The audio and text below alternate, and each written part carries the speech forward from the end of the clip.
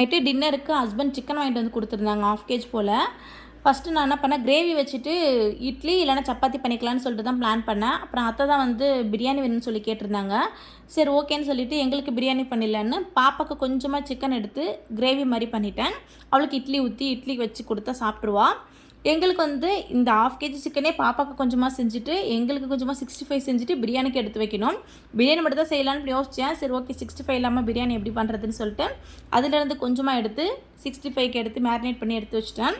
அந்த கேப்பில் பாப்பாவுக்கும் வந்து இட்லியும் கிரேவியும் ஊட்டி விட்டுட்டேன். பாப்பாவுக்கு 7:30 போல் டின்னர் கொடுத்துடுவேன். அவள் வேலை முடிச்சுட்டா நான் கொஞ்சம் ஃப்ரீ ஆகிடுவேன். அதுக்கப்புறம் அவளுக்கு சாப்பாடு ஊட்டிட்டு அதுக்கப்புறம் தான் பிரியாணி பண்ணியிருந்தேன். பிரியாணி வந்து நார்மல் அரிசி தான் பண்ணியிருந்தேன். ரொம்ப டேஸ்ட்டாக சூப்பராக வந்துருந்தது. பேரெல்லாம் வந்து 65யும் போட்டு எடுத்து வச்சுட்டேன். இதுக்கு ஃபினிஷிங்காக வந்து லெமன் ஜூஸ் போட்டு ஃப்ரிட்ஜில் வச்சுட்டேன். பிரியாணிலாம் சாப்பிட்டு முடிச்சதுக்கப்புறம் ஆளுக்கு ஒரு கிளாஸ் வந்து லெமன் ஜூஸ் குடித்தோம். இந்த ரொம்ப நாளைக்கு அப்புறம் ஒரு ஃபுல்ஃபில்லான ஒரு டின்னர் சாப்பிட்ட மாதிரி ஒரு ஃபீலாக இருந்தது. பிரியாணி 65 அதுக்கப்புறமேட்டா ரைத்தா வச்சு ஒரு ஜூஸோடு முடிச்சது ரொம்ப சூப்பராக இருந்தது. நெக்ஸ்ட் வீடியோவில் பார்க்கலாம். பாய்.